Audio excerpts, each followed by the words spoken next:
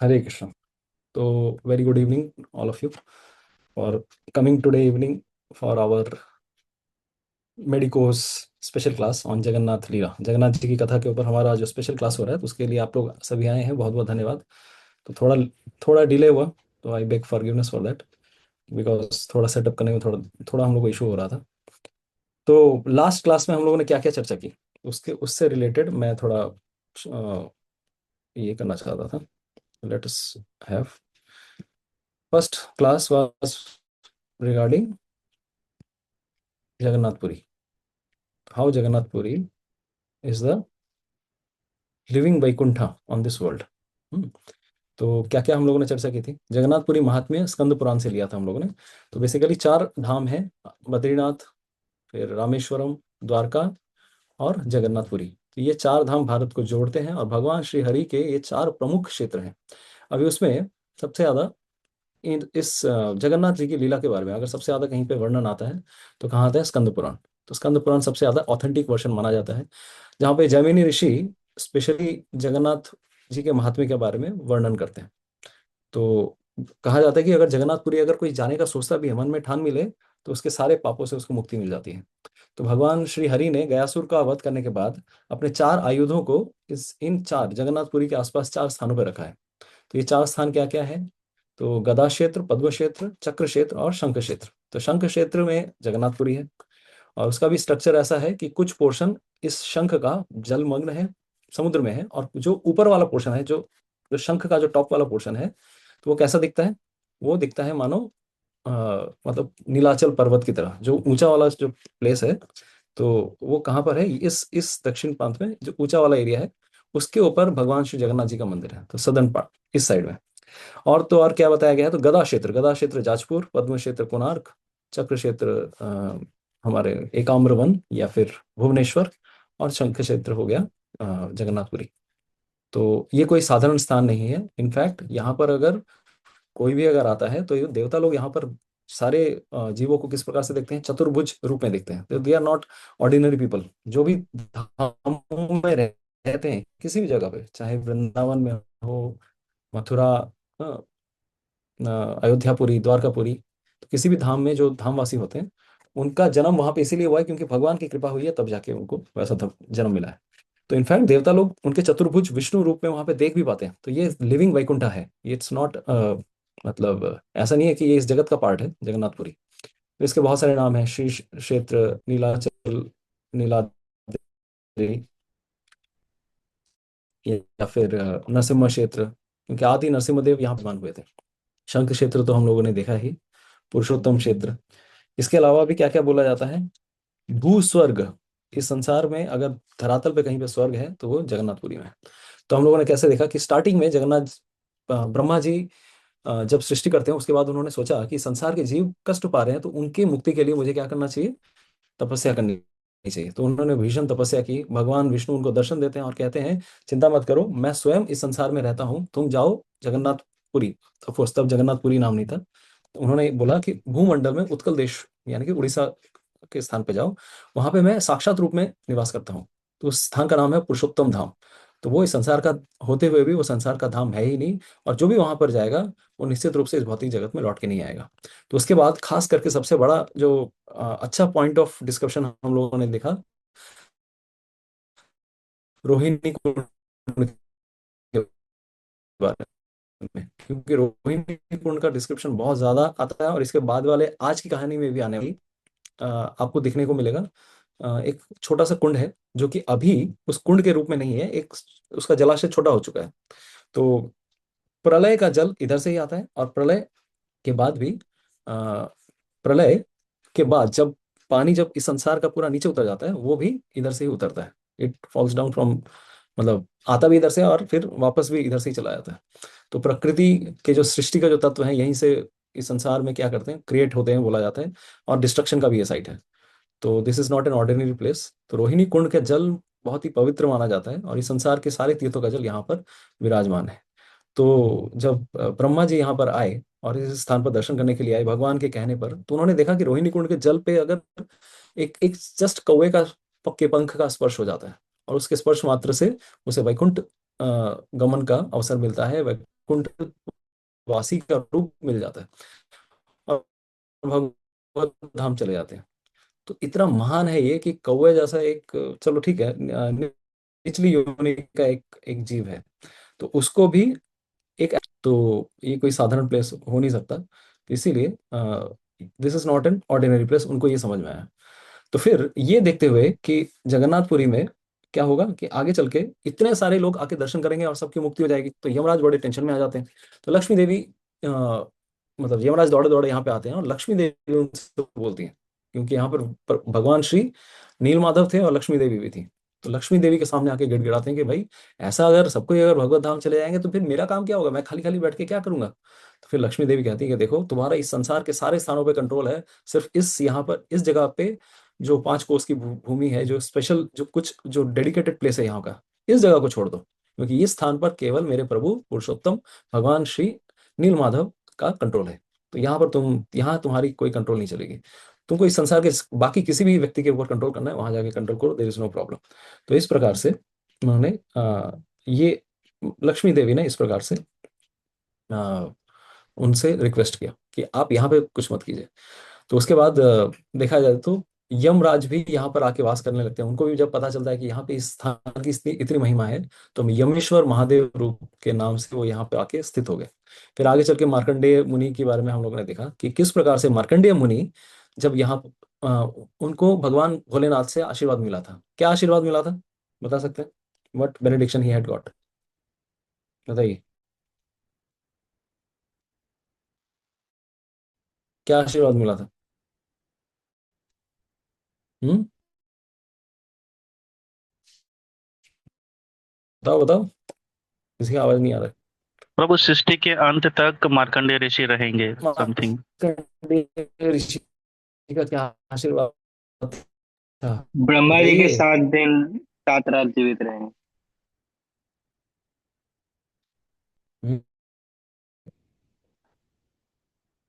7 days. तो इस संसार के 7 दिन ब्रह्मा के, यानी कि बहुत बहुत लंबा समय होता है। तो उसमें से एक दिन जब जिस समय प्रलय आती है, तो प्रलय में डूबने लगते हैं, मरने तो वाले हैं ही नहीं।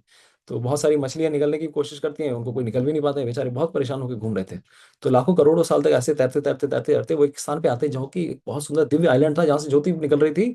वहां जाके एक वट वृक्ष के पत्ते के ऊपर भगवान को कैसे देखते हैं, अपने ही अंगूठे, पैर के अंगूठे को चूसते हुए।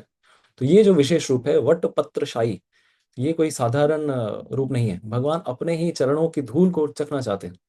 तो उसके बाद से ये जो स्थान, ये पेड़ बेसिकली कौन सा पेड़ था, ये कल्प वृक्ष पेड़ है, जो कि खास करके इसी रोहिणी कुंड के पास में स्थित है। रोहिणी कुंड के पास में एक कल्प वृक्ष का पेड़ है, कभी ब्रह्मा जी के प्रलय में भी डूबता नहीं है। ये रोहिणी कुंड से जल आता है और ये पेड़ कभी डूबता नहीं है।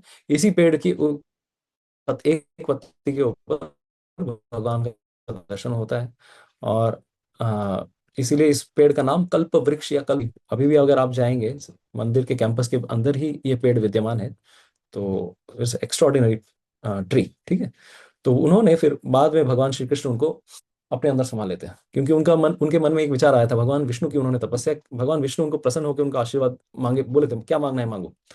तो हमारे मार्कंडेय ऋषि ने मांगा था कि मुझे आपकी माया दिखनी है।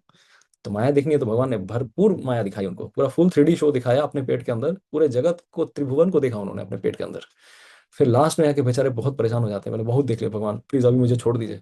तो फिर जैसे ही एक्सहेल करते हैं वो बालक कृष्ण, बाल गोपाल कृष्ण, तो एक्सहेल होने के बाद देखते हैं पूरी सृष्टि वैसी की वैसी है, प्रलय के पहले जैसा उनका आश्रम था, सब कुछ वैसा ही है, धरा का धरा। मतलब ये कैसे हो सकता है, जो मैंने देखा वो माया थी, या मैं जो अब देख रहा हूँ वो माया है। तो पूरी तरह से कंफ्यूज हो जाते हैं कि ये हुआ क्या। अचानक से देखा मैंने मैंने सच में पानी में ये कर रहा था, लेकिन जब लौट के आते देखते मैं आश्रम में ही बैठा हुआ हूँ। तो ये है भगवान की माया। कि भगवान समय को ऐसे ऐसे एक्सपैंड भी कर सकते हैं, डायलेट भी कर सकते हैं, कॉन्ट्रैक्ट भी कर सकते हैं, कैन डू एनीथिंग। तो भगवान की माया देखने के बाद मार्कंडेय ऋषि ने इसी स्थान पर रहना उचित समझा। तो उन्होंने भी यहाँ पर एक शिवलिंग की स्थापना की। तो मार्कंडेश्वर शिवलिंग के नाम से वो फेमस हुआ, और मार्कंडेय ऋषि यहाँ पर भी रह चुके हैं। तो ये द्वार ये जगन्नाथपुरी के महात्म्य के अंदर ये भी आता है।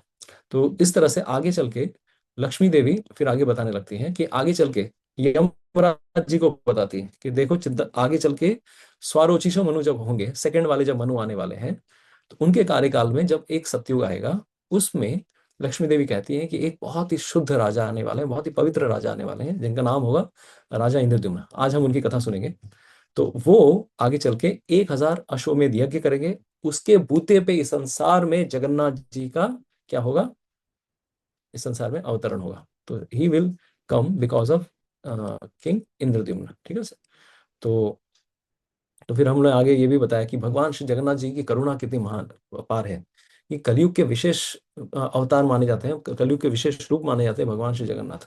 तो जगन्नाथ अलग से कोई भगवान का कोई अवतार नहीं है, भगवान श्री कृष्ण का ही रूप है। It's not an incarnation, separate incarnation. ऐसा नहीं कि जगन्नाथ जी ने अलग से अवतार लिया, तो भगवान कृष्ण का ही रूप है। लेकिन भले ही थोड़े अटपटे दिखते हैं, तो वो भी हम लोग आगे चल के पता करेंगे कि क्यों ऐसी, कौन सी कहानी है। तो माता रोहिणी और सुभद्रा देवी और द्वारका की रानियों से रिलेटेड वो कहानी है, तो वो हम बाद में जानेंगे। लेकिन भगवान का ये रूप नित्य शाश्वत है। भले ही कृष्ण भगवान 5000 साल पहले आए और जगन्नाथ जी तो करोड़ों साल पहले आए, तो ये भला कैसे हो गया। बहुत बार लगता है अरे भगवान कृष्ण तो 5000 साल पहले आए। तो हमारे हिसाब से 5000 साल पहले कृष्ण का धाम तो नित्य है। और ये जगत में भी जब भी ब्रह्मा जी का एक दिन होता है, भगवान श्री कृष्ण आते हैं। तो ब्रह्मा जी के पिछले दिन में भी भगवान श्री कृष्ण आए थे, उसके पिछले दिन में भी भगवान श्री कृष्ण आए थे। 32 करोड़ × 2 यानी कि 864 करोड़ सालों में भगवान एक बार आते हैं। तो कितनी बार प्रलय होता है, कितनी बार भगवान इस संसार में आते हैं। तो भगवान श्री कृष्ण नित्य हैं, जगन्नाथ जी भी नित्य हैं। तो इस बार जब सृष्टि हुई तो सेकंड मनु में भगवान जगन्नाथ जी एस्टेब्लिश होते हैं। और आगे चल के अभी सेवेंथ मनु में भगवान श्री कृष्ण आते हैं। तो ऐसा नहीं सोचना चाहिए कृष्ण तो रिसेंटली आए, कृष्ण रिसेंट अपडेट है, नहीं। भगवान श्री कृष्ण तो गोलोक वृंदावन में हमेशा से हैं।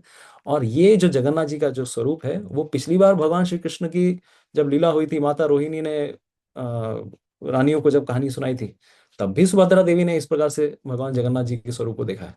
तो भगवान श्री कृष्ण की लीला नित्य है। तो कभी ये मत सोचिएगा कि जगन्नाथ जी कैसे भाई ये कैसे हो सकता है, this is what kind of logic. Actually it's all eternal. तो साइक्लिकल लूप में सब कुछ चलता है। तो भगवान श्री कृष्ण की करुणा इतनी ज्यादा है कि पूरे की पूरी आंखें ही लाल होकर रखी हैं। क्यों? क्योंकि हमारे ऊपर करुणा। तो कलयुग के जीव इतने ज्यादा नीचे गिरे हुए हैं कि इतने महान भगवान हरि को आना पड़ता है इतने नीचे गिरे हुए लोगों को का उद्धार करने के लिए। तो जैसे एक डॉक्टर होते हैं, तो डॉक्टर क्या करते हैं, डॉक्टर देखते हैं कि जब पेशेंट बहुत बीमार है, तो उसके घर पे मुझे ही विजिट करना पड़ेगा, वो मेरे पास नहीं आ सकता। उसी तरह से भगवान श्री जगन्नाथ जी कलयुग के विशेष रूप है। अवतार नहीं कहूंगा, रूप है, जिसके द्वारा कलयुग के जीवों का उद्धार हो सकता है। तो बोला जाता है कलयुग में भगवान विशेष रूप से दो रूपों में हमारे ऊपर कृपा कर रहे हैं। तो एक दारू ब्रह्म के रूप में और एक द्रव्य ब्रह्म के रूप में। तो दारू ब्रह्म और द्रव्य ब्रह्म का अंतर मतलब क्या है? तो दारू ब्रह्म का मतलब यह है, भगवान जगन्नाथ जी लकड़ी के बने हुए ब्रह्म है। और द्रव्य ब्रह्म का मतलब गंगा जी। तो इस प्रकार से भगवान हमारे सामने दो रूपों में अ, आते हैं। ठीक है। तो let's begin with another PPT. Hare Krishna. तो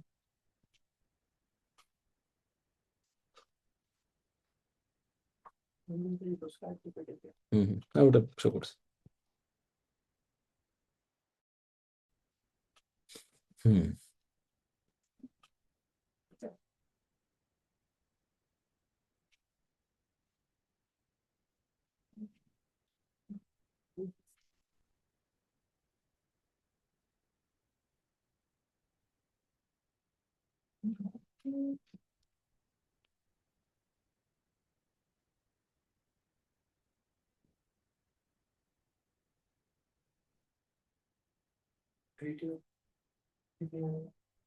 हम्म अभी आप लोग देख रहे हैं स्क्रीन से, स्क्रीन शो हो रहा है।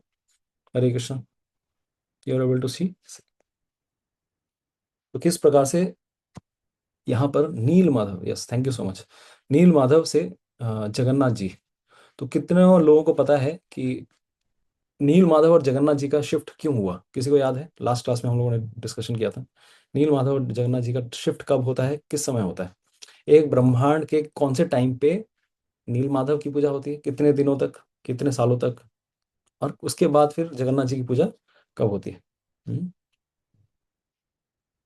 बताइए, किसी को याद है लास्ट क्लास में हम लोगों ने डिस्कस किया था? बोलिए बोलिए। ब्रह्मा जी की आयु कितने साल की है? लास्ट क्लास में हम लोगों ने डिस्कस किया। ब्रह्मा जी के 50 वर्ष कंप्लीट होने के बाद प्रभु। Yes, thank you so much. तो ब्रह्मा जी के जब 50 वर्ष, एक्चुअली 100 वर्ष की आयु है, तो प्रथम परार्ध और द्वितीय परार्ध दो भागों में डिवाइड किया गया है। First 50 years, second 50 years. तो प्रथम प्रथम परार्ध, सेकंड परार्ध। तो प्रथम परार्ध मतलब फर्स्ट 50 ईयर्स तक इस कॉस्मिक यूनिवर्स में पुरुषोत्तम क्षेत्र जगन्नाथपुरी का जो स्थान है, वहां पर नील माधव की पूजा होती है। लेकिन अगले 50 वर्षों में किनकी पूजा होगी? जगन्नाथ जी की। तो हम लोग जिस point of the universal time में है, वो इस शिफ्टिंग वाले टाइम में है। ये ब्रह्मा जी के 50 वर्ष पूरे हो चुके हैं, उस पे अभी सातवां मनु चल रहा है। तो ये जो पूरी कहानी है, करीब दूसरे मनु की कहानी है, स्वारोचिष मनु की कहानी है।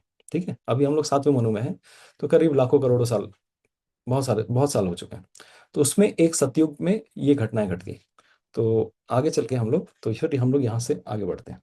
तो ये कहाँ से आती है? तो इसके पीछे बताया जाता है कि सतयुग में एक राजा थे जिनका नाम था राजा इंद्रद्युम्न।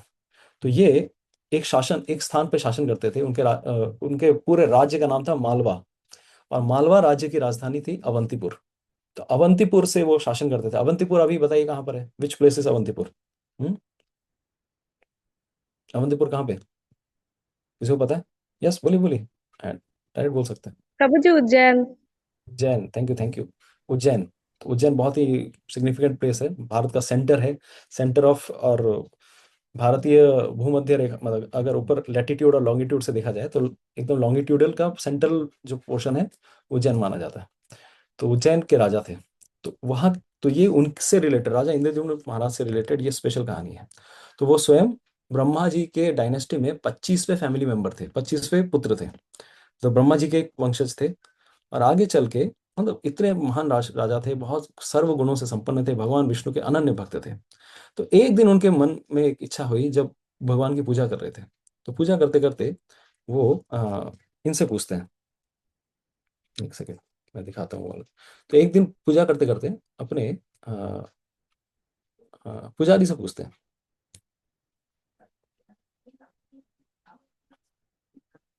हम्म, तो पुजारी से पूछते हैं कि कहाँ मुझे भगवान श्री हरि दर्शन मिलेंगे? कहाँ मुझे ऐसा मिलेगा, कहाँ जिस ऐसा कोई स्थान है पूरे भूमंडल पर कि जहां पर मुझे परम ब्रह्म साक्षात मिलेंगे? तो किसने पूछा ये प्रश्न? इंद्रद्युम्न महाराज ने अपने राजपुरोहित से पूछा। तो राजपुरोहित को भी पता नहीं था ये सब क्या करना, क्या। तो उसने क्या किया, पूरे संसार के जितने भी तीर्थ यात्री हैं उन सबको अपने राज्य में बुलाया। कि राजा ने ये प्रश्न पूछा है कि कहीं पे भगवान साक्षात दर्शन हो सकते हैं क्या? वो दर्शन करना चाहते हैं भगवान के, वो व्याकुल है भगवान श्री हरि के दर्शन करने के लिए। तो इसके बीच में अभी ये कहानी शुरू होती है। This this story starts. तो व्हाट हैपेंस? तो अवंती और पुरुषोत्तम क्षेत्र में कितना दूरी है? बहुत दूरी है, पुरी से उड़ीसा। तो उन्होंने पूरे उनके राज्य में जितने भी तीर्थयात्री थे सबको बुलाया। तो सबसे पूछा कि कहाँ पर है भगवान, कहीं पे ऐसे हैं भारत में कहीं पे जहाँ पे भगवान के दर्शन होंगे? तो उनमें से एक तीर्थयात्री आता है, ब्राह्मण था, पुजारी, वो भी बहुत ही भक्त, बहुत ही बड़े भक्त थे। तो वो कहने लगे, हाँ मुझे पता है कि कहाँ जाने पर मुझे, आप कहाँ जाने पर राजा को भगवान के साक्षात दर्शन होंगे। तो वो बोलते हैं कि भारतवर्ष में एक स्थान है जिसका नाम है ओड्र देश। ठीक है, जिनका नाम है ओड्र देश। तो ओड्र देश में, ओड्र देश मतलब उड़ीसा। तो उसमें, वहां पर जाने से समुद्र के तट पर, दक्षिणवर्ती समुद्र के तट पर एक स्थान है जिसका नाम है पुरुषोत्तम क्षेत्र। तो उस स्थान से अगर आप जाएंगे तो वहां पर एक नीला पर्वत दिखेगा। तो वो बताने लगते हैं किस, पूरे राजसभा में बताने लगते हैं कि उस स्थान पर आपको एक नीला पर्वत दिखेगा, और आस पड़ोस में बहुत सारे घने जंगल भरे हुए हैं, बहुत ही घना जंगल है। और एक नीला सा पर्वत भी है, नील पर्वत। उस नील पर्वत के ऊपर एक विशाल काय वट वृक्ष है, विद्यमान है। और उसी वट वृक्ष के ठीक पास में, उसके पश्चिम की ओर, एक कुंड है जिसका नाम है रोहिणी कुंड। उस रोहिणी कुंड का पानी मैं क्या बताऊं हे पुजारी महाशय, कि अगर कोई उस रोहिणी कुंड का पानी अगर ग्रहण करे तो निश्चित रूप से वो भगवत धाम चला जाएगा, उसकी मुक्ति निश्चित है। उसका पानी अमृत के तुल्य है और बहुत ही ज्यादा अ, श- आत्मा को मतलब शीतलता प्रदान करने लायक है ऐसा। हाँ, भगवान श्री कृष्ण की कृपा उस जल में आ, विराजमान है। तो कोई भी अगर उसको टच करता है, उस जल को टच करेगा, निश्चित रूप से उसे मुक्ति प्राप्त होगी। तो उसी तभी देखिए पुजारी को ये तीर्थयात्री बता रहे हैं कि उसी मंदिर, देखिए यहाँ पे दो लैंडमार्क्स बहुत इंपॉर्टेंट है जो कि आज भी हमें मिलते हैं जगन्नाथपुरी के मंदिर के अंदर। तो रोहिणी कुंड, भले ही कुंड बड़ा, कुंड के नाम से तो अभी ये नहीं है, एक कांच का एक छोटा सा क्या है, नरसिंह देव के मंदिर और विमला देवी के मंदिर के ठीक बाजू में ही आपको दिखेगा ये कांच की इसमें ढका हुआ रहता है। तो वो रोहिणी कुंड है जहाँ पे कौवा चतुर्भुज रूप में वहां पे विराजमान है, उस कौवे की निशानी के रूप में कि यहाँ पे कौवे को भी मुक्ति प्रदान हुई थी।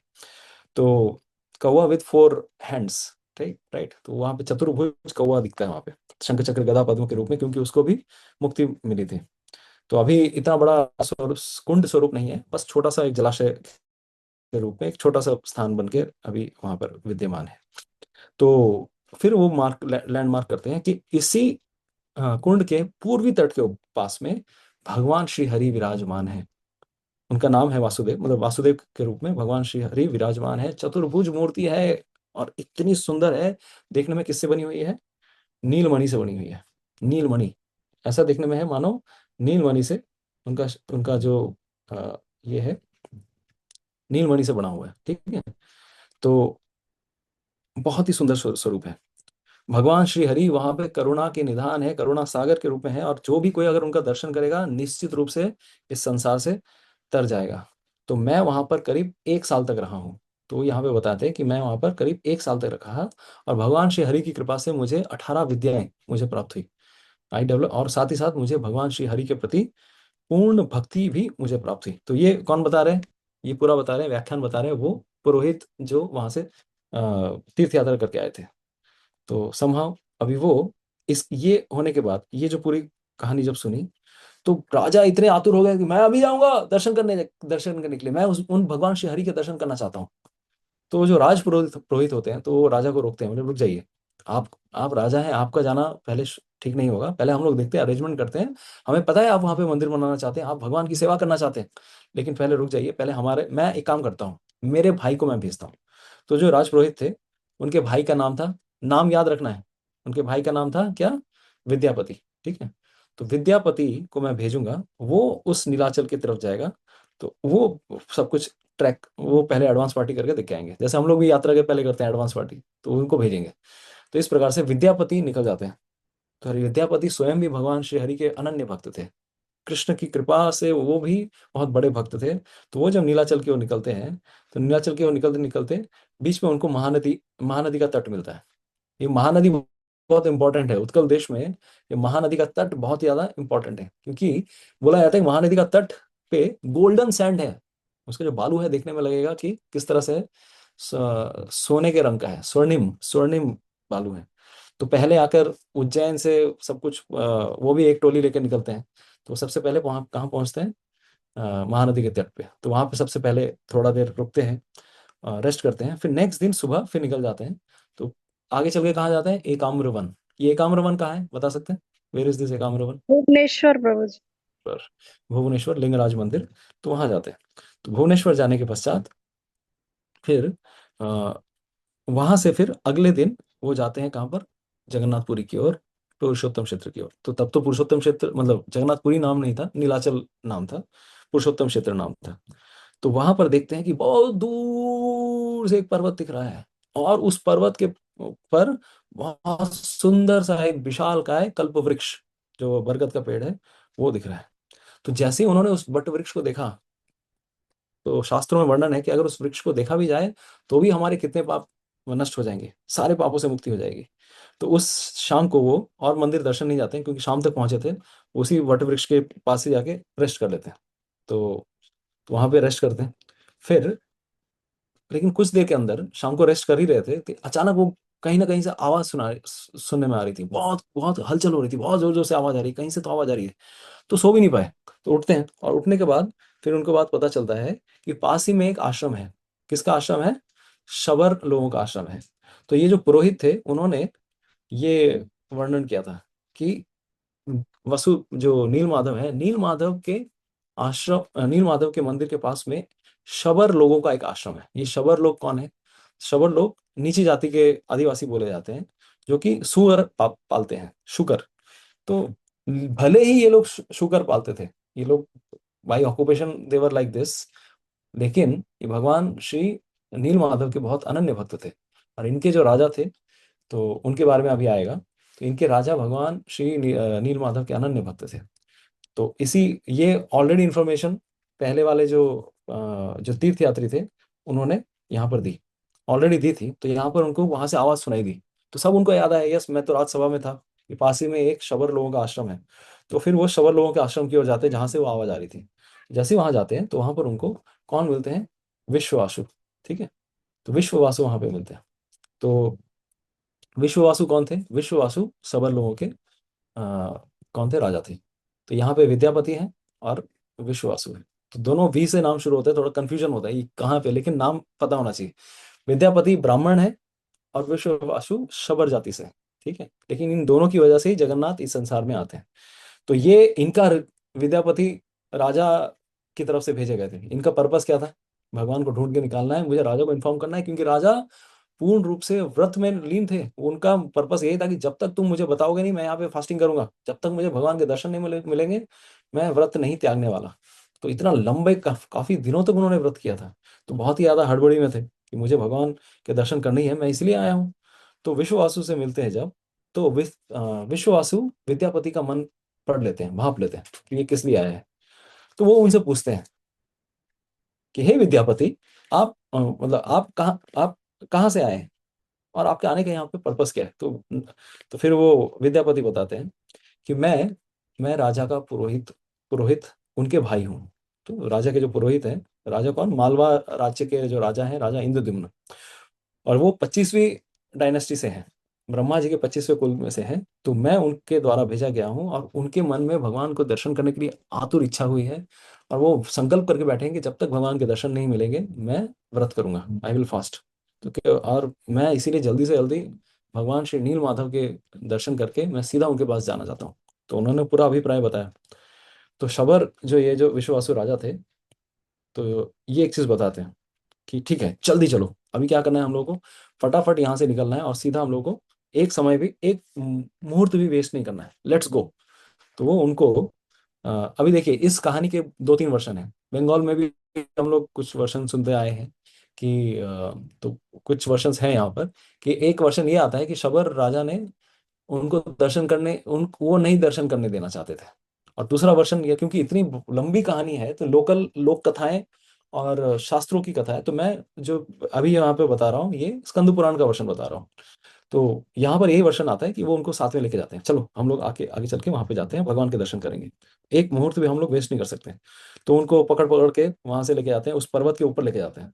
और वो पर्वत इतना घना जंगल था वहां पर कि अंधेरे में, ये लोग तो निकले थे रात को, तो रात को एक अंधेरे में किसी तरह से इतना छोटा सा संकरा रास्ता था कि आगे शबर राजा जा रहे थे और पीछे पीछे विद्यापति जा रहे थे। तो एक एक एक के पीछे एक करके जाना पड़ रहा था। ऐसे करते करते वो किसी तरह से पर्वत के शिखर के ऊपर पहुंचते हैं। और वहां पहुंचने के बाद भगवान के दर्शन करते हैं।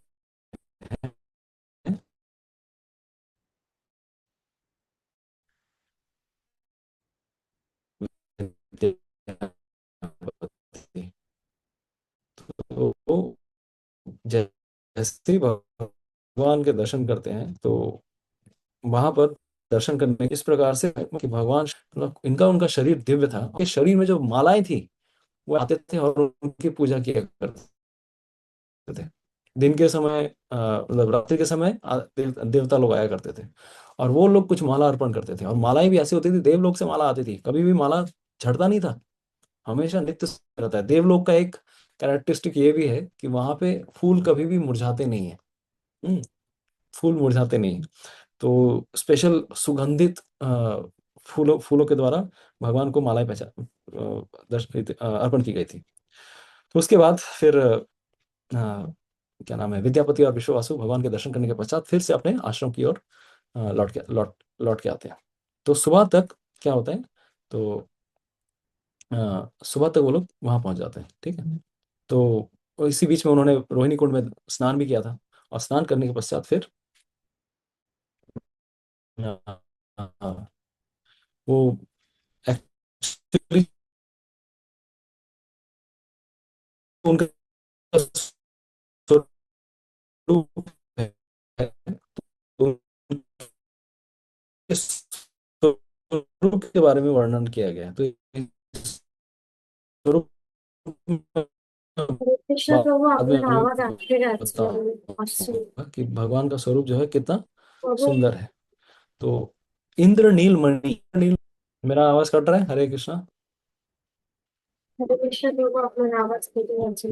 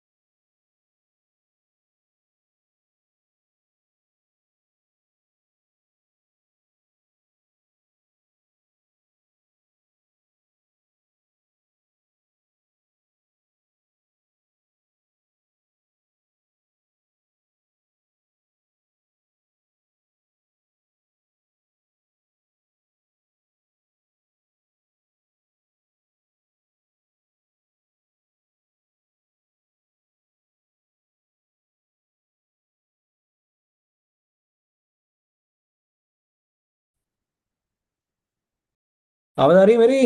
हरी बोल। हाँ प्रभु। हरे এখন कृष्ण। ক্লিয়ার আছে हाँ প্রভু, प्रभु। শোনাই গেল। Yes, thank you so much. तो एक्चुअली तो नील माधव के बारे में बताया गया कि नील माधव का जो स्वरूप था वो कैसा था। तो एक स्पेशल टाइप का एक मणि होता है, तो उस तरह का उनका शरीर बताया गया, बहुत ही ज्यादा नील नील नील मणि के समान। तो और उस विग्रह में भी वो विग्रह कैसा था देखने में, तो उस विग्रह के पास में लक्ष्मी देवी भी विद्यमान थे, अनंत शेष भी थे, और बहुत ही सुंदर, बहुत ही सुंदर, और नीचे में एक लोटस था, उसके ऊपर भगवान श्री हरि विराजमान थे। तो इंद्रनील मणिमय ये सुंदर जो ये था। और हर दिन ब्रह्मा और इंद्रदेव आकर उनकी क्या करते थे, सेवा पूजा किया करते थे। तो गोल्डन लोटस के ऊपर विराजमान थे, ठीक है। उनकी जो नाक थी वो सिसमी फ्लावर, सिसमी किसको बोलते हैं पता है? Sesame, which flower is called sesame? बताइए। सिसमी फ्लावर उसकी तरह देखने में थे, सिसेम। बताइए सिसमी किसको बोलते हैं? तिल, तिल, yes, thank you so much. तो कानों में मकर के कुंडल थे, और चौड़े उनका जो ये था, शोल्डर बहुत ही चौड़ा था। वे यहाँ पर वक्ष स्थल पर कौस्तुभ मणि धारण किए हुए थे, और उनकी जो नाभि थी बहुत ही गहरी थी, बहुत ही सुंदर गहरी नाभि थी। और उनके शरीर पे इतना सुंदर विग्रह था कि शरीर पे जो हेयर्स थे, बाल भी थे, केश भी थे उनके शरीर पे, ठीक है। उनकी जो जंघाएं थी, ऐसा लगता था कि स्तंभ के स्वरूप में बहुत ही एकदम बहुत ही सुंदर उनकी जंघाएं दर्शन करने योग्य थी।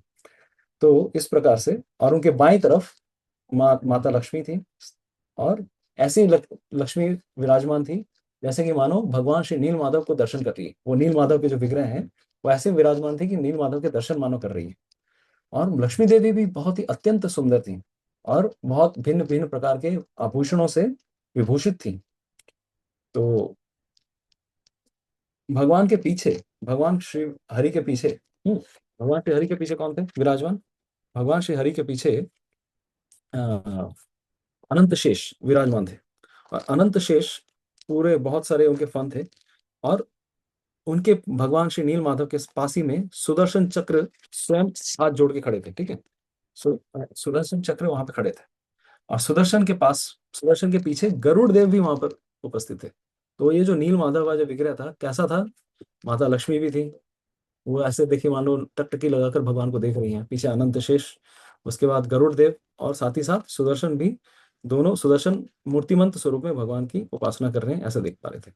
इतना सुंदर भगवान श्री नीलमणि का रूप था। तो ये देखकर अभी जैसे ही दर्शन हुआ, तो विद्यापति और विश्ववासु फिर लौट के आ जाते हैं। तो सुबह फिर लौट के आने के पश्चात, तो अभी दर्शन करने के बाद इसी बीच में दोनों के बीच में बहुत अच्छी दोस्ती हो जाती है, विद्यापति और विश्ववासु। तो विद्यापति कहने लगते हैं कि मैं यहाँ पर मिशन में आया हूँ, मैं अपने राजा के मिशन पे आया हूँ, वो यहाँ पर आकर रहना चाहते हैं और यहाँ पर एक दिव्य भव्य मंदिर का निर्माण कराना चाहते हैं। ठीक है। तो मेरी इच्छा है कि मैं जल्दी से जल्दी जाकर मैं राजा को इन्फॉर्म करूँ। तो लेकिन विश्ववासु क्या करते हैं, उनको थोड़ा रिक्वेस्ट करके यहाँ पर रहने के लिए बोलते हैं, आप रहिए यहाँ पर। तो कुछ दिनों तक फिर विद्यापति विश्ववासु के शबर आश्रम में रहने लगते हैं। तो इस तरह से वो वहां पर रहने लगते हैं। तो इसी बीच में एक घटना घटती है कि एक और वर्षन जो आता है कहानी का, लोक वर्षन, जो लोक चलन में है कि विद्यापति ने शबर राजा की पुत्री के साथ विवाह किया। उसका नाम था ललिता। तो ललिता के साथ उनका विवाह होता है और ललिता के साथ बहुत अच्छी पहचान हो जाती है। तो विश्ववासु का भी एक कंडीशन ये था कि वो सबके सामने मतलब डायरेक्ट ले जाना नहीं चाहते थे। तो ललिता देवी को बहुत रिक्वेस्ट करते हैं कि कृपया करके अपने पिताजी को कहो कि मुझे थोड़ा ऊपर लेके जाएं, भगवान के पास लेके जाएं, मैं दर्शन करना चाहता हूँ। तो वो हर दिन नहीं ले जाना चाह रहे थे। तो एक दिन की बात है, ललिता अपने पिताजी से रिक्वेस्ट करती है कि आप उनको थोड़ा लेके जाइए ना अपने साथ, फिर से मतलब दर्शन करना चाहते हैं। तो वो जब लेके जाते हैं तो इसी बीच में वो सरसों की कहानी होती है कि उनके आंखों को डम फाउंड क्या किया जाता है, आंखों में पट्टी लगाई जाती है, मैं तुमको रास्ता नहीं दिखाऊंगा। तो ये नॉर्मल स्कंद पुराण वाला वर्षन नहीं है, ये नॉर्मल वाला वर्षन है जो हम लोग आपस में सुनते आए हैं।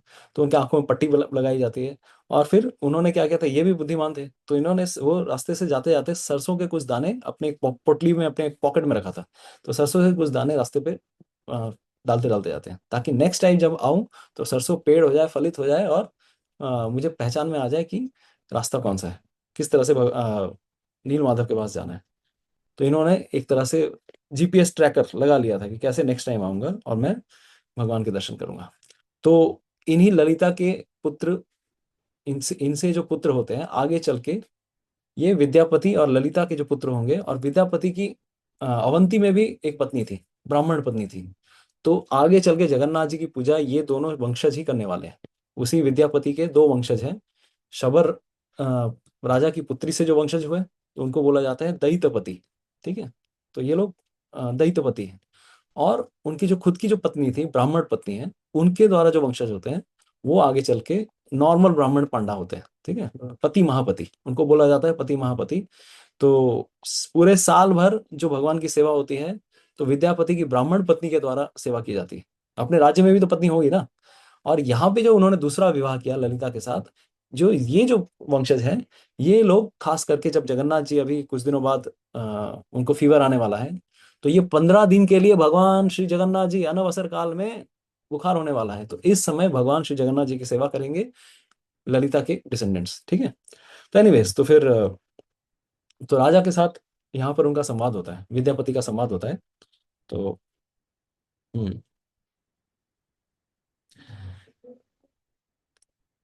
तो विद्यापति बताते हैं कि यस, मेरे राजा यहाँ पर आना चाहते हैं, उनके मन में बहुत व्याकुलता है कि वो यहाँ पर आके दर्शन करेंगे, भगवान के लिए बहुत भव्य मंदिर बनाना चाहते हैं वो।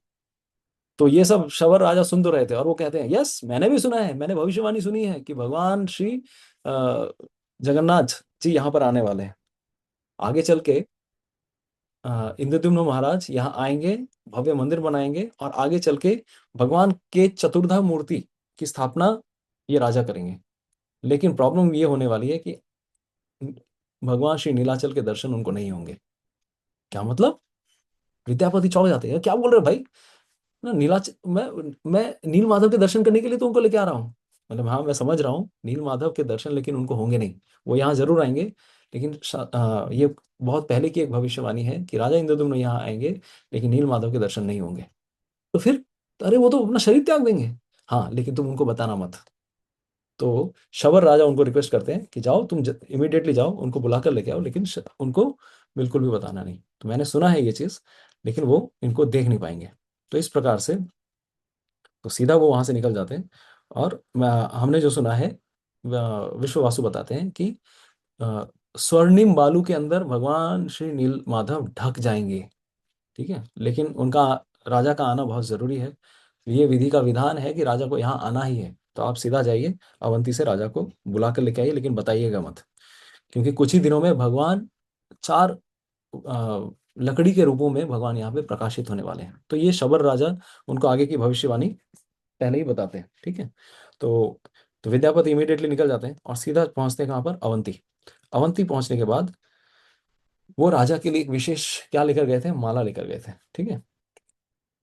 तो ये जो पूरी कहानी है, नीलमाधव चले जाएंगे और चार चतुर्धा मूर्ति के रूप में उपस्थित होंगे, ये विश्ववासु ने बता दिया था कि ये होने वाला है। तो इस प्रकार से विश्ववासु की वार्निंग जरूर थी। तो आगे चल के विद्यापति पहुंचते हैं उज्जैन। उज्जैन पहुंचने के बाद राजा को, जब राजा इतने उतावले थे, अरे तुम वहां से आए हो, बताओ वहां की खबर बताओ, व्हाट हैज हैपेंड देयर। तो बताते हैं, अरे मैंने भगवान के दर्शन किए और वहां मैं शबर राजा से भी मिला, और फिर मैं वहां से आपके लिए एक विशेष माला लेकर आया हूँ। तो ये दिव्य माला भगवान श्री हरि ने धारण की थी, और जैसे भी मैंने बताया, माला कभी ये नहीं होती थी, क्या बोलते हैं, सूखती नहीं थी। तो जितना भी दिन लगा उनको पहुंचने में, इतने दिनों में माला सूखी नहीं। तो भगवान के व्याकुल, मतलब भगवान के दर्शन के व्याकुल थे राजा, तो इतने दिनों तक फास्टिंग कर रहे थे। तो उनको जब उन्होंने माला जब भगवान की रिसीव की, तो बहुत ही ज्यादा क्या हो जाते हैं, गदगद हो जाते हैं प्रेम से। तो आंखों से अश्रु की धारा बहने लगती है कि भगवान मुझे इतना प्रेम करते हैं कि भगवान ने मेरे लिए ये सुंदर सुगंधित माला मेरे लिए भेजी है। तो ये भगवान का मेरे लिए प्रसाद है, ठीक है। तो इस प्रकार से राजा इंद्रद्युम्न बोलते हैं कि मुझे अब ये प्रसाद माला मिला, अब मुझे आगे चल के भगवान को ढूंढने के लिए मुझे आगे निकलना चाहिए।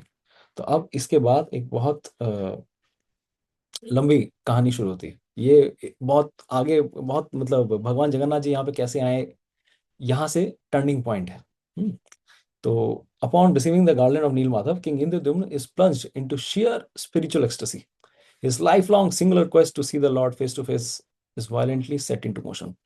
उनके जीवन का जो उद्देश्य था वो अभी आगे पूर्ण होने वाला है। बहुत ही ज्यादा आतुर हो गए थे कि अब मुझे भगवान के दर्शन मिलेंगे, मैं साक्षात भगवान हरि के दर्शन कर पाऊंगा, ये मेरे जीवन का सर्वोच्च उद्देश्य है। तो इस प्रकार से वो अपने साथ साजे साजे बाजे गाजे के साथ पूरा निकलते हैं, पूरी की पूरी सेना के साथ निकलते हैं। तो सेना के साथ निकलने में थोड़ा समय निकल जाता है।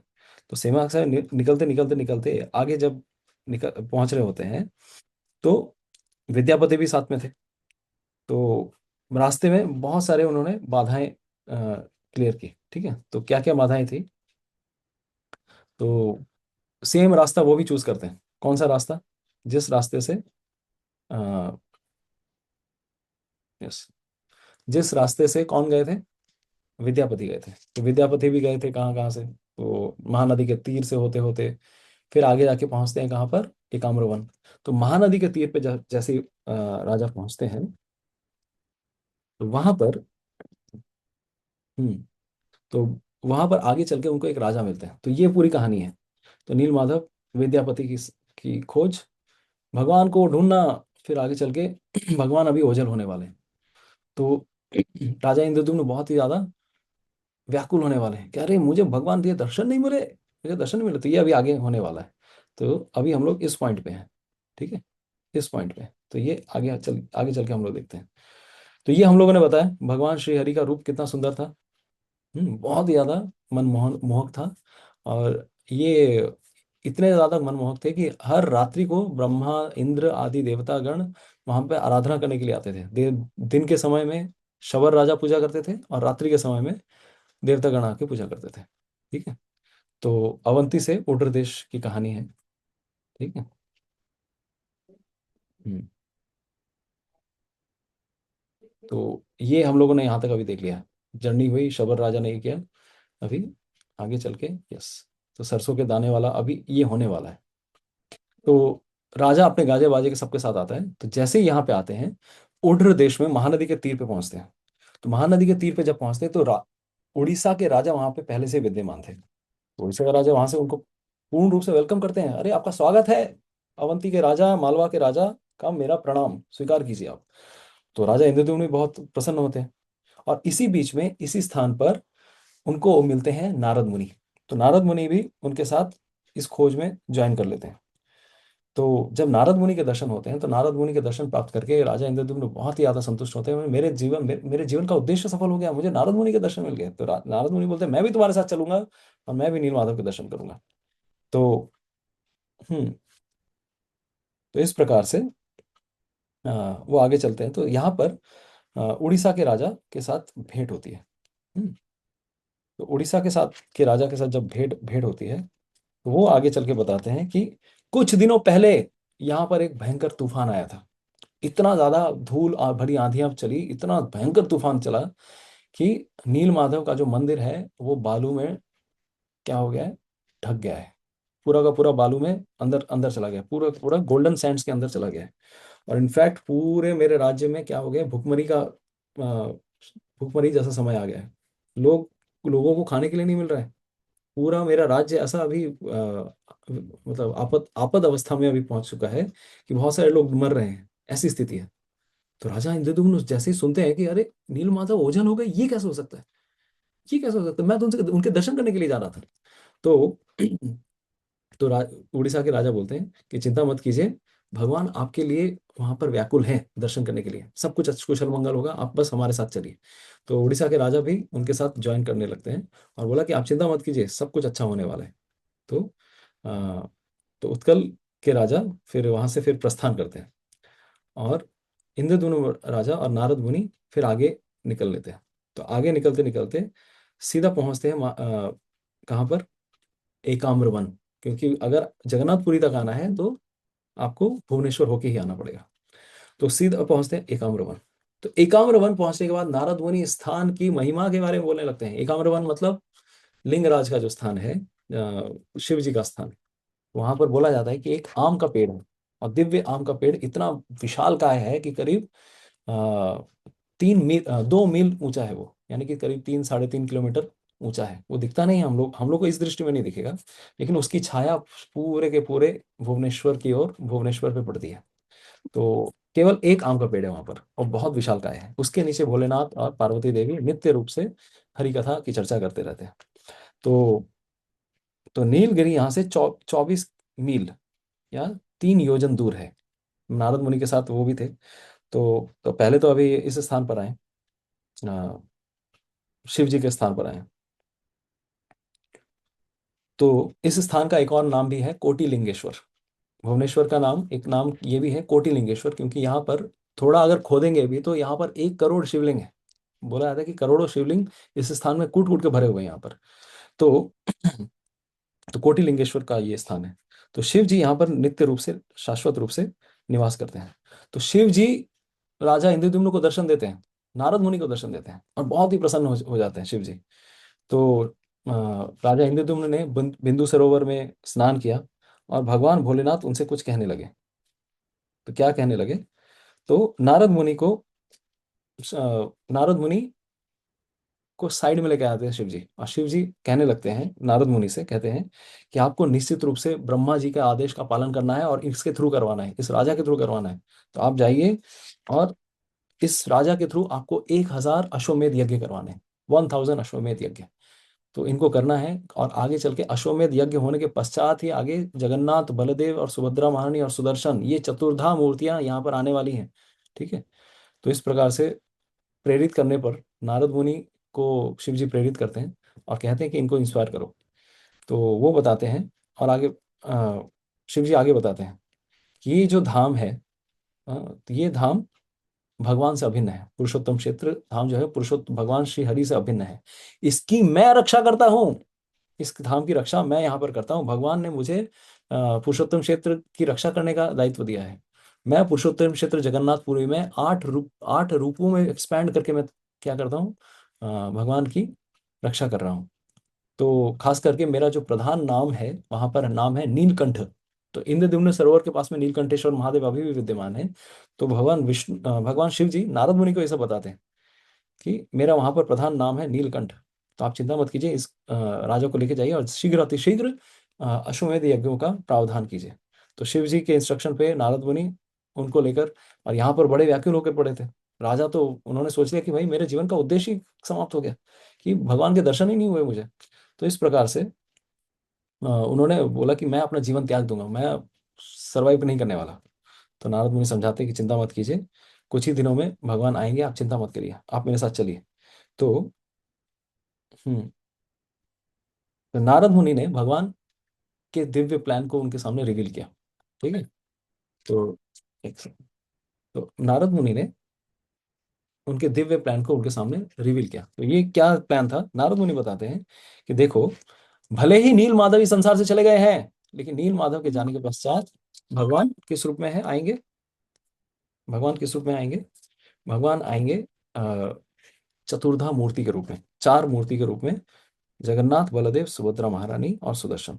तो आप एकदम विलाप मत करो, बिल्कुल विलाप मत करो, आपको फास्टिंग नहीं करनी, मरना नहीं है, आप ही के द्वारा तो भगवान आने वाले हैं इस संसार में, चिंता मत करिए, विलाप मत कीजिए। तो और उसी समय आकाशवाणी भी होती है। तो आकाशवाणी से भगवान नील माधव राजा को सांत्वना देते हैं कि हे राजन, आप बिल्कुल भी अ, विलाप मत कीजिए, ठीक है, आपको मैं निश्चित रूप से दर्शन दूंगा, और आप केवल ब्रह्मा जी के आदेश को, नारद मुनि का आदेश का पालन कीजिए, और इस प्रकार से शीघ्र अतिशीघ्र आपको भगवान यानी कि मेरे दर्शन होंगे, चिंता मत कीजिए। तो उसके बाद वो जगन्नाथपुरी आते हैं। तो सीधा चलते चलते चलते कहाँ से आते हैं?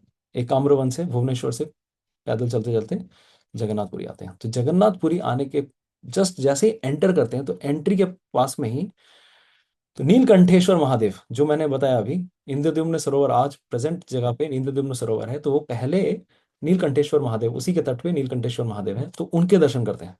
तो सबसे प्राचीन वो स्थान बोला जाता है। जगन्नाथपुरी एंटर करने से ही आपको पहले नीलकंठेश्वर महादेव के दर्शन करने पड़ेंगे, उसके बाद आप ग्रांट रोड से गुंडीचा मंदिर के एकदम पास ही में है नीलकंठेश्वर महादेव, तो उनके दर्शन करता है, ठीक है।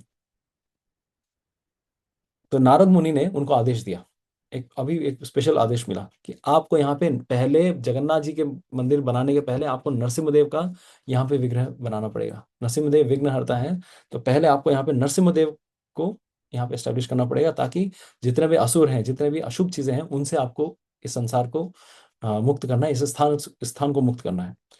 तो इस विग्रह का रूप कहाँ पे होगा? पश्चिम दिशा में होगा, और भगवान श्री हरि अग्नि से उत्पन्न होंगे, अग्नि से उत्पन्न होंगे। तो इस प्रकार से वो यज्ञ करते हैं। तो 1000 अश्वमेध यज्ञ यहाँ पे बैठ के उन्होंने किए। तो ये स्थान अभी कहाँ पर है? गुंडीचा मंदिर के एकदम पीछे की तरफ अगर जाएंगे तो नरसिम्हदेव का एक मंदिर है। तो ये सबसे प्राचीन नरसिम्हदेव बोला जाता है कि this is the original Narasimhadeva, कि जगन्नाथ जी के भी पहले ये भगवान यहाँ पर आए थे। और इतना उग्र रूप है, इतना विशालकाय रूप है, इतना ये है कि भगवान की पूजा करना साधारण नहीं है। तो एक विग्रह के पीछे शांत रूप है और सामने उग्र रूप है। सामने से देखेंगे तो उग्र रूप है, उनके पीछे से जाएंगे तो उनका एक शांत रूप भी है। तो ये भगवान नरसिम्हदेव यज्ञ कुंड से उत्पन्न हुए थे। तो इस प्रकार से 1000 यज्ञ उन्होंने किया, और 1000 यज्ञ करने के पश्चात वो क्या करने लगते हैं? अभी मंदिर मंदिर बनाने की ये खोज करते हैं। तो अभी मंदिर बनाने के लिए तो उनको एक स्वप्न आया था। स्वप्न में भगवान ने रिवील किया था कि मैं आगे चल के, जिस समय तुम समुद्र में स्नान करने जाओगे, तो वहां पर एक स्पेशल मुहाना है, उसको बोलते हैं बांकी मुहाना। तो पहले एक नदी भी बीच से ट्रेवल करती थी जगन्नाथपुरी में। गुंडीचा मंदिर और जगन्नाथ मंदिर के बीच में, जो श्री मंदिर और गुंडीचा मंदिर के बीच में एक नदी प्रवाहित होती थी, और वो नदी समुद्र में जहां पर मिलती थी उसके जगह को बोलते हैं बांकी मुहाना। तो उनको स्वप्न में रिवील हुआ कि बांकी मुहाना में कुछ दिनों बाद एक विशेष दिन में मैं लकड़ी के रूप में तैरते हुए आऊंगा, विशेष लकड़ी आएगी। तो वो लकड़ी भी क्या है? तो वो भगवान विष्णु के शरीर के रोम से बना हुआ है, वो विशेष लकड़ी होगी, ठीक है। It will be a special form of would. तो वो लकड़ी जब आएगी, उस लकड़ी से तुमको क्या करना है, और वो कहाँ पर आएगी, और नहाते नहाते उनको राजा इंद्रद्युम्न को वो टच करेगी, उस लकड़ी से तुमको भगवान के विग्रह बनाने। तो ये उनको रिवील हुआ था। तो और चिंता मत करना, उसके बाद एक बूढ़ा व्यक्ति आएगा, तो वो विश्वकर्मा होंगे, वो तुम्हारा क्या करेंगे? भगवान के विग्रह बनाने के लिए वो ऑटोमेटिकली तुमको हेल्प करने के लिए आएंगे। तो जैसा ऐसा हो रहा है, बस आगे चलते जाओ। तो तो इस प्रकार से अश्वमेध यज्ञ करने के पश्चात ये धीरे धीरे धीरे ये सारी चीजें एक एक करके होने लगी। और ये जगन्नाथ जी के लकड़ी भी जो तैरते तैरते आए। तो यहाँ पे टोटल कितने ये आए थे? तो इस लकड़ी से टोटल 4 विग्रह बने, ठीक है। तो नीम का ये था, और खास करके इसमें विशेष चक्र का चिन्ह था। तो आज भी जब भगवान जगन्नाथ जी के लिए जब नया मंदिर, नया विग्रह बनता है, हर 12 साल, 15 साल या 19 साल में, जब 2 आषाढ़ महीने आते हैं, पुरुषोत्तम मास जब आषाढ़ महीने में पड़ता है, तब भगवान का विग्रह जो है पूरा चेंज होता है, तो उसको बोलते हैं नवकलेवर। ठीक है, तो नेक्स्ट आई थिंक 2035-36 में होने वाला है, 34 to 36 के बीच में। तो पूरा का पूरा विग्रह चेंज होता है, लेकिन अभी तो समुद्र में तैर के नहीं आते। तो एक विग्रह है जगन्नाथपुरी में, इनका नाम है माँ बट मंगला। तो माँ बट मंगला आज भी पुरोहित लोगों को क्या करती है, इंस्पायर करती है। तो सारे पुरोहित लोग फास्टिंग करके बैठ जाते हैं कि अब अभी आप ही बताइए, हे माँ आप बताइए कि भगवान के विग्रह कहाँ से बनेंगे, कौन सी लकड़ी से बनेंगे। तो शास्त्रों में वर्णन है वहाँ के जो पांडवों के जो शास्त्र हैं वो बताते हैं कि बहुत ही ज्यादा स्पेशल चीजें बताई गई हैं कि जो जगन्नाथ जी के विग्रह बनेंगे, जिस पेड़ से बनेंगे, जिस नीम के पेड़ से बनेंगे, वो विशेष होंगे। आज तक उस पेड़ पे किसी ने भी कुल्हाड़ी से प्रहार नहीं किया होगा, और उनमें शंख चक्र गदा या पद्म का विशेष चिन्ह मिलेगा, और उनको उनके शरीर में सुगंधित ये होंगे। वहां पे कुछ कुछ स्पेशल साइंस है कि वहां पे चींटी का पहाड़ होगा, सांप का बिल होगा, ये सारी चीजें होनी चाहिए, बहुत ही शुभ संकेत माने गए हैं। और इस तरह से उनको ढूंढना पड़ता है, एक कुल्हाड़ी का भी निशान नहीं होना चाहिए।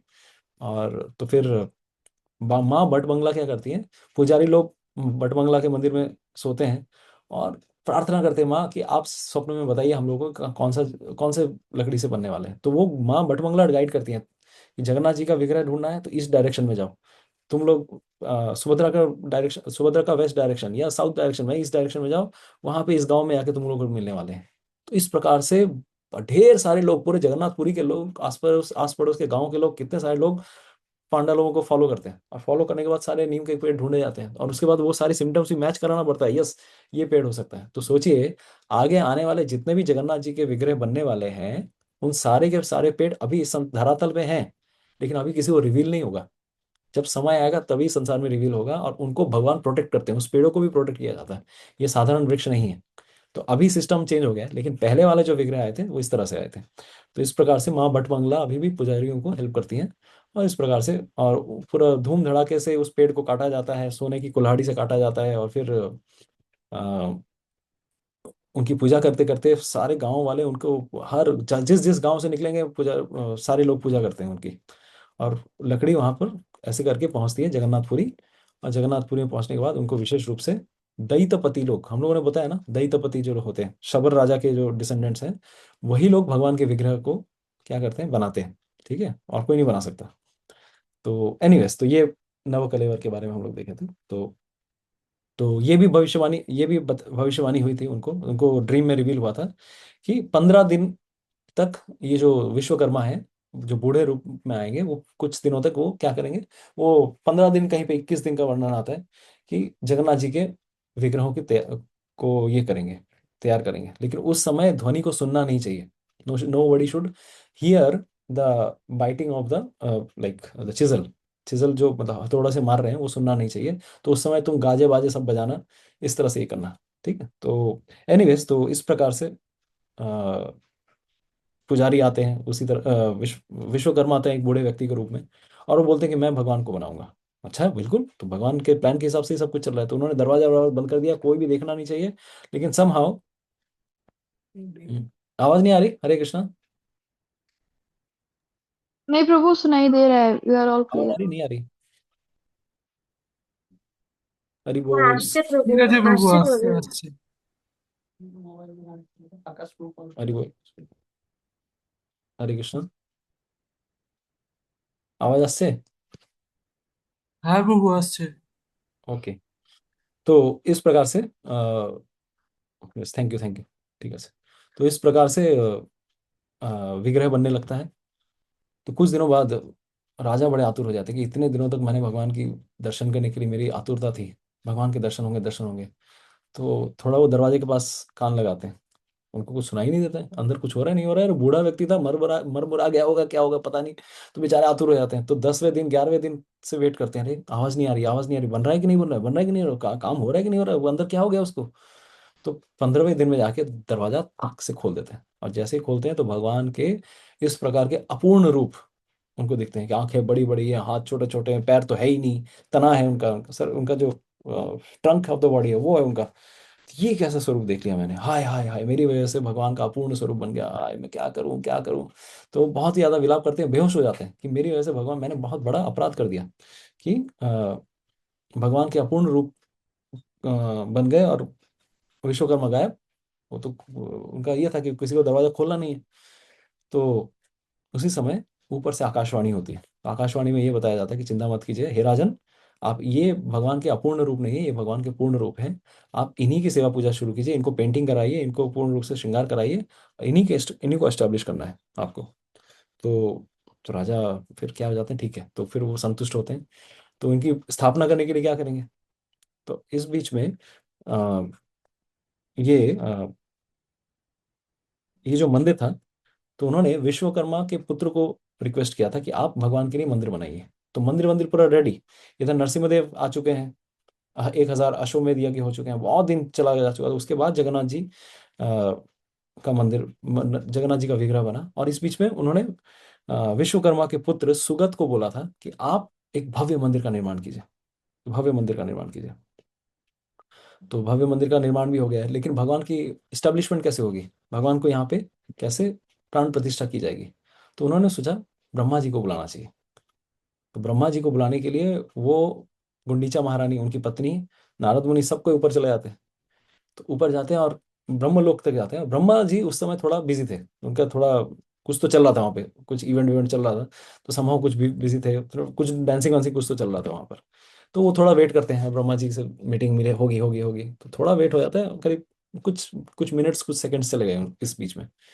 तो फिर ब्रह्मा जी मिलते हैं राजा इंद्रद्युम्न से। हाँ हाँ बताइए, क्या क्या उद्देश्य है आपके आने का? बोले हे ब्रह्मा जी, आपसे हमें, आप क्योंकि इतने इस संसार के सबसे बड़े ब्राह्मण हैं, आपसे हम इस मंदिर का क्या करवाना चाहते हैं? प्राण प्रतिष्ठा करवाना चाहते हैं। तो प्लीज कम फॉर प्राण प्रतिष्ठा। तो ये कहने के पश्चात प्राण प्रतिष्ठा के लिए रिक्वेस्ट करते हैं। तो ब्रह्मा जी बोलते तुम्हारा दिमाग खराब है, तुमको पता है तुम जितना देर यहाँ पर वेट किए हो, नीचे के पृथ्वी लोक में कितने राजा आए और कितने राजा चले गए, कितने हजारों लाखों साल निकल चुके हैं। थ्योरी ऑफ रिलेटिविटी है ना। तो तुम इमीडिएटली नीचे जाओ, और मैं भी नीचे आ रहा हूँ, फटाफट आके प्राण प्रतिष्ठा हम लोग करेंगे, यज्ञ करेंगे। और तुम्हारा जो मंदिर है वो बालू के नीचे ढक चुका है। तुमने जब मंदिर बनाया था, भगवान का मंदिर बालू के नीचे ढक चुका है, इमीडिएटली वहां पे फिर से तुम पूर्ण उद्धार करो। तो फिर तब तक राजा नीचे आते हैं और उन्होंने देखा सच में हमारा जो मंदिर था वो नीचे क्या हो गया, बालू के नीचे ढक चुका था। तो अ, फिर एक सेकंड, एक सेकंड, एक सेकंड। हाँ, तो इसके बाद, यस, तो इसके बाद ब्रह्मा जी आते हैं, और ब्रह्मा जी ने फिर यहाँ पर आकर भगवान को एस्टेब्लिश किया। तो एस्टेब्लिश कैसे किया? तो एस्टेब्लिश कैसे किया? उन्होंने अभिषेक करवाया था। तो भगवान का दिव्य अभिषेक के द्वारा जगन्नाथ बलदेव सुभद्रा महारानी का फर्स्ट अभिषेक हुआ था। और वो कौन से दिन हुआ था? आगे आने वाली जो स्नान पूर्णिमा तिथि है, ठीक है, तो ये जो पूर्णिमा तिथि है, इस दिन भगवान का विशेष अभिषेक हुआ था। और this is the appearance day of Lord Jagannath, birth day of Lord Jagannath, ठीक है सर। बेल्ट আমি তো জাস্ট হয়ে গেল, জাস্ট 2 मिनट দাও। तो ठीक है सर, हरे कृष्णा। तो इस प्रकार से जगन्नाथ जी इस संसार में आए, और ये जो 29 तारीख है, स्नान पूर्णिमा के दिन, भगवान जगन्नाथ जी आविर्भूत होते हैं। And this way Lord Jagannath came into this existence. तो टोटल अगर हम लोग देखें कि किस प्रकार से विद्यापति ने खोज चालू की, फिर विश्वावसु ऑलरेडी यहाँ पर सेवा पूजा कर रहे थे, भगवान के आने के पहले ही यहाँ पर जगन्नाथ जी यहाँ से चले गए। फिर उन्होंने संकल्प किया कि मैं यहाँ पर क्या करूँगा, मैं अपना जीवन त्याग दूंगा, राजा इंद्रद्युम्न ने। तो स्वप्न में फिर रिवील हुआ कि भगवान आएंगे, चिंता मत करो, डोंट वरी, और सिर्फ तुम्हारे लिए नहीं, आगे आने वाले जितने भी जीव आने वाले हैं सबका उद्धार करने के लिए जगन्नाथ बलदेव सुभद्रा महारानी और सुदर्शन, ये 4 मूर्ति आने वाले हैं। और इस प्रकार से जगन्नाथ जी को इस संसार में लाने के लिए राजा इंद्रद्युम्न का बहुत बड़ा योगदान है, ठीक है।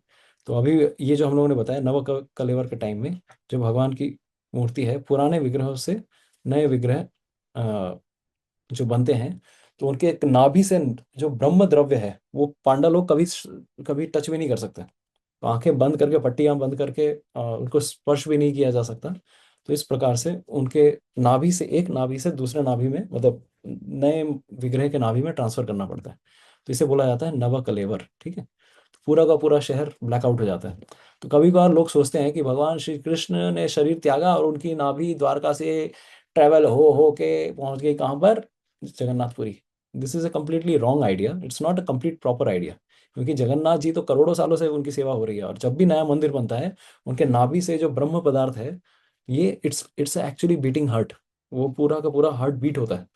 तो जो भी व्यक्ति जो जो विद्यापति के जो वंशज हैं, ललिता के जो वंशज हैं, जो दैत्यपति हैं, उनकी आंखें बंद करके वो कभी भी स्पर्श नहीं कर सकते। बहुत टाइट ट्रेडिशंस हैं, वो कहीं पूरे शहर में किसी को भी नहीं पता होता है कि वहाँ पे क्या हो रहा है रात के समय। तो बहुत ही ज़्यादा अंधेरे में मंदिर के एकदम डीपेस्ट चेम्बर्स में वो किया जाता है। तो वो भी क्या, उनके हाथों को ऐसे बांध दिया जाता है और पैर भी बांध दिए जाते हैं, आप स्पर्श नहीं कर सकते उनको।